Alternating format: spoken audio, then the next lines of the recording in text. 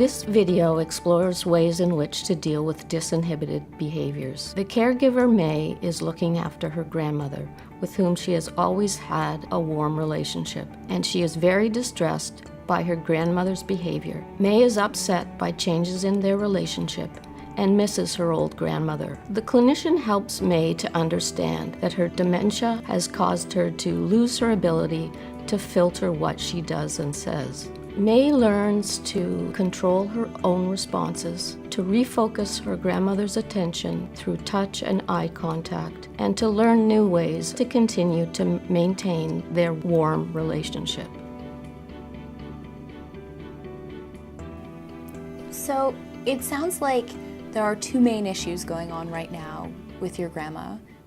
One is the hygiene, and that there's been quite a bit of decline there. The second is that when you are going out with grandma, that she's been really inappropriate, and that can be embarrassing. Those issues are definitely happening at the same time and really are combined, but I think they might have two different approaches to them, and it's probably best to address them separately. If we were to start with one, which one would be most important for you to start with?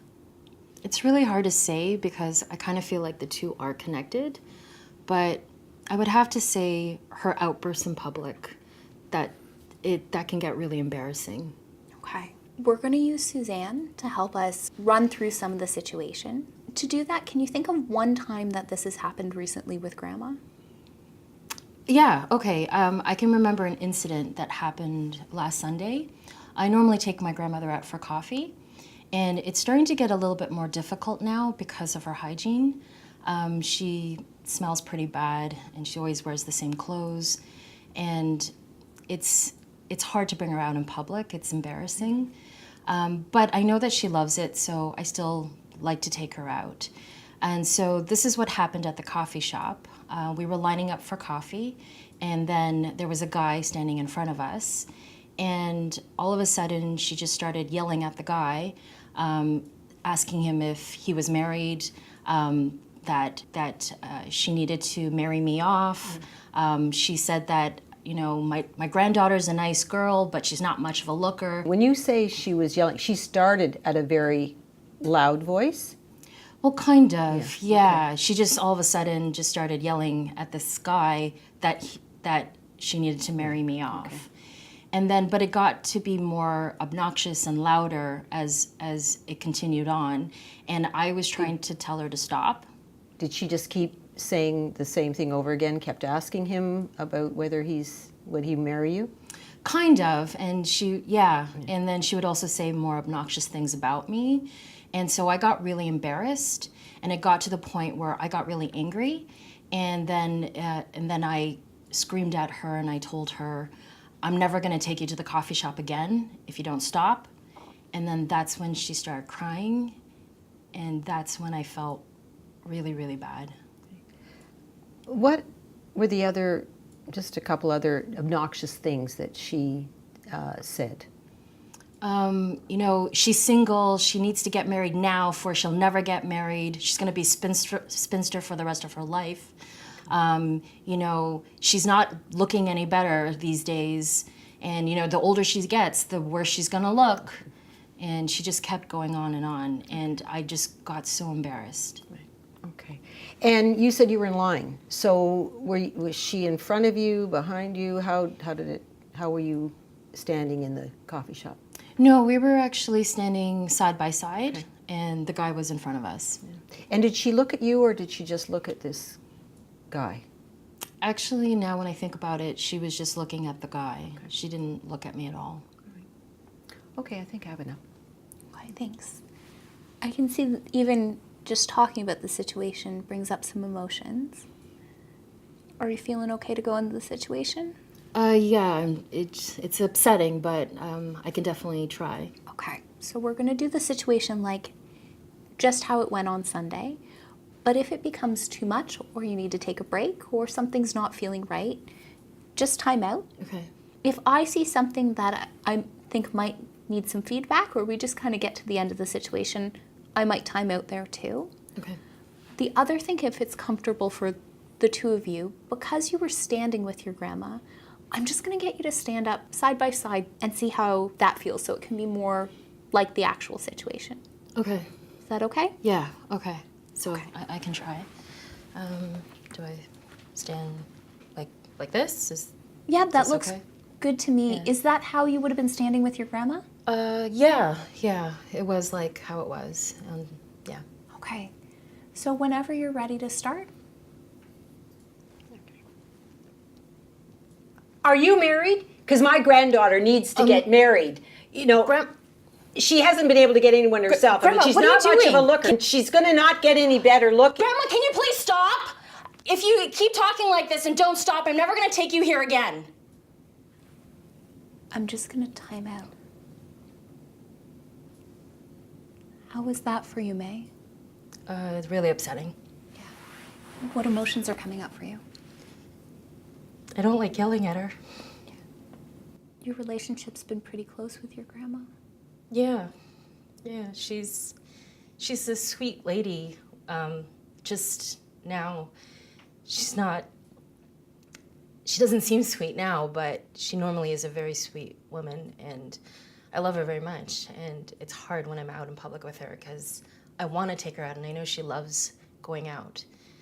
But this is also really embarrassing. So, a loss in how you're able to be with your grandmother, but also I can see how important your grandma and being able to do things with her still is. Yeah. We're going to talk about maybe some strategies that can help make doing that and keeping that part of your relationship maybe a bit easier for you, okay? Okay. Does it feel okay to hear some feedback from Suzanne just on how that was for her? Yes, please. Yes. When you kept trying to shut me down, I felt frustrated that you weren't listening to what I had to say, and I felt I had to get louder. When you yelled at me and asked me to stop and that you weren't going to bring me anymore, I felt shock. I was sad and embarrassed, and I really didn't know what I'd done wrong.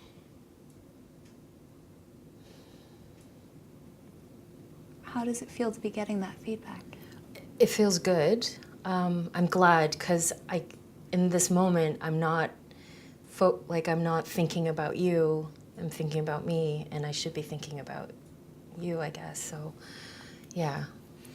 One of the things I might just add is just a bit about dementia, is that one of the things that's probably going on with your grandmother is that her inhibitions, so the things that kind of remind us to keep those inside thoughts inside or what might be socially appropriate, those might be weakening for your grandma. So she might do some things that are inappropriate or embarrassing, and she probably isn't recognizing that they're inappropriate.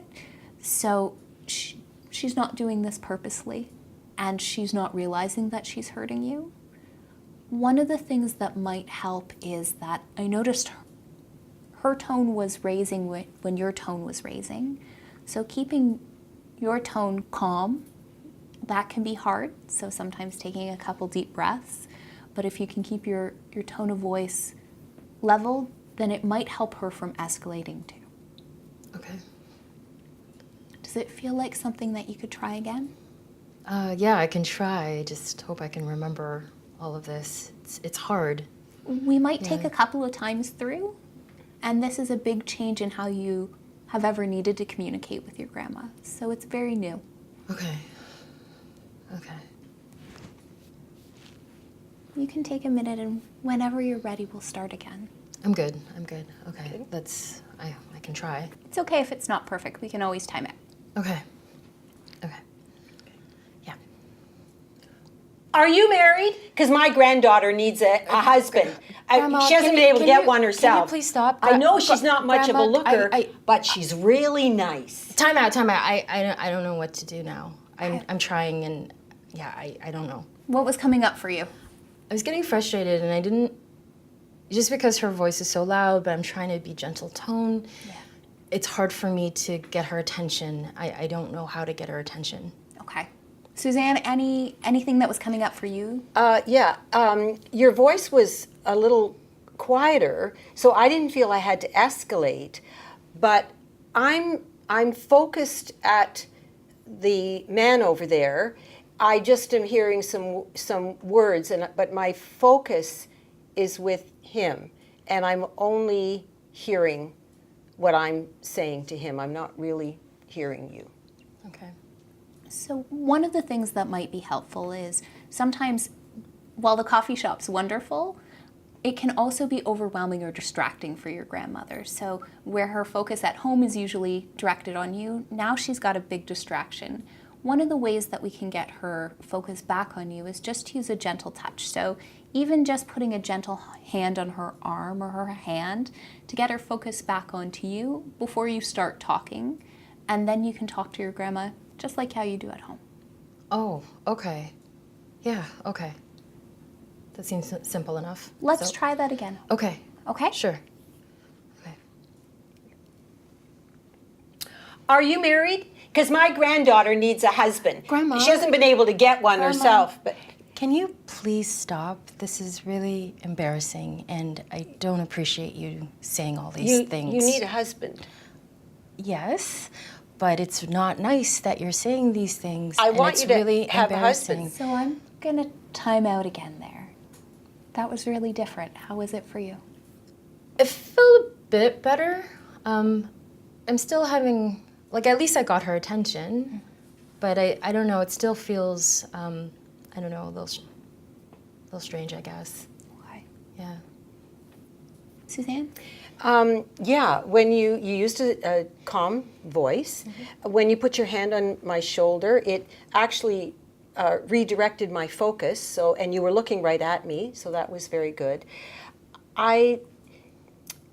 You were still trying to correct me. I felt that you still weren't hearing what I was trying to say, that I want to find a husband for you. Okay. What's it like to hear that? I guess now when I'm thinking about it, my grandmother's saying this not to embarrass me, but she's just looking out for me. She wants someone to take care of me.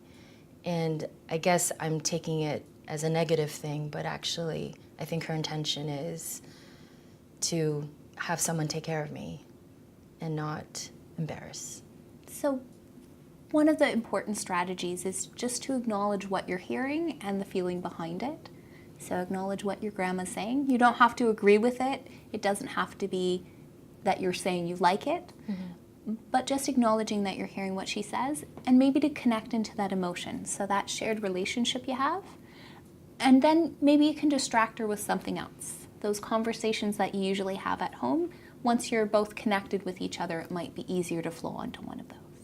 Okay, yeah, I can try that. You know, normally I do distract her when she's telling a story for like the 18th time, and I normally do that at home, but I guess I forget doing that when we're in public. It can be a different situation for you both. So whenever you're comfortable, let's try that another time. Okay, it's not gonna be easy, but I'm gonna try. Okay. Are you married? Because my granddaughter needs to get a Grandma- husband. She hasn't been able to get Grandma- one herself. Grandma, it's nice that you want me to get married. You need a husband. Yeah, maybe now's not the time. I know you really like those sugar packs. So, Grandma, why don't we go get some sugar for our coffee, and we can go get it. I'm going to time out there. That was really different. Why don't you both have a seat and we can kind of talk about what happened differently there. Sure. Yeah, you're really good. Thank you so much. Thank you. You're really helpful.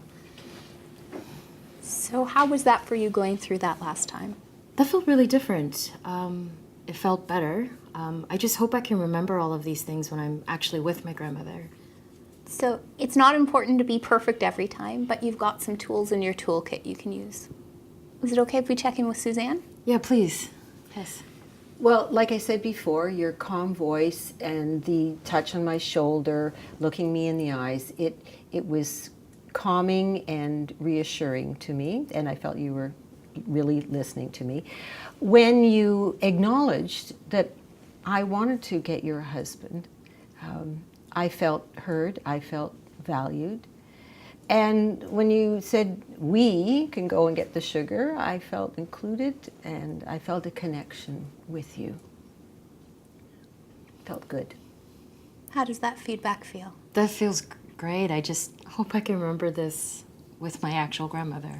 So just to recap some of the things that we talked about today, one of them was that your grandmother, because of her dementia, is having some disinhibition, which means that she's saying sometimes some embarrassing, sometimes hurtful, or inappropriate things. It's important to remember that she's probably not recognizing that they're inappropriate or that they're embarrassing for you or how they're even making you feel.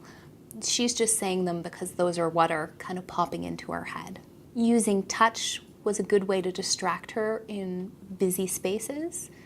And you also were really great about connecting into her emotions. So acknowledging what she was saying, but then also connecting back into the relationship. So here it was the sugar, or sometimes it could be just talking about one of the topics that you find more natural at home. That's a great way to distract her back onto a more appropriate topic. How is all that information? It's good. I just have to try to remember that her intention is not to embarrass me or to hurt me, that she's actually really just trying to take care of me. And yeah, I just hope I remember that when we're out in public together. Okay. Do you think it would be helpful to write it down? Actually, yeah, that would be helpful. Okay, so yeah. we've got a pen and a paper here. Okay, great. And just some of the points that were relevant to you. Okay, great, thanks.